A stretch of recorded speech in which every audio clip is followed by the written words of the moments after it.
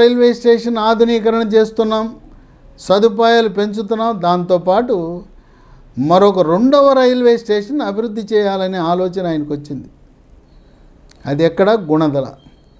గుణదర railway స్టేషన్ని 35 కోట్లు వెచ్చించి అమృత్ భారత్ అనే స్కీమ్ కింద దీన్ని అభివృద్ధి చేయాలనే నిర్ణయానికి వచ్చి అనుకున్నదే తరువాయి ఫిబ్రవరి 2024లో ప్రధానమంత్రి మోదీచే వర్చువల్గా ఢిల్లీలో బటన్ నొక్కిచ్చి ఇక్కడ శంకుస్థాపన జరిపించారు.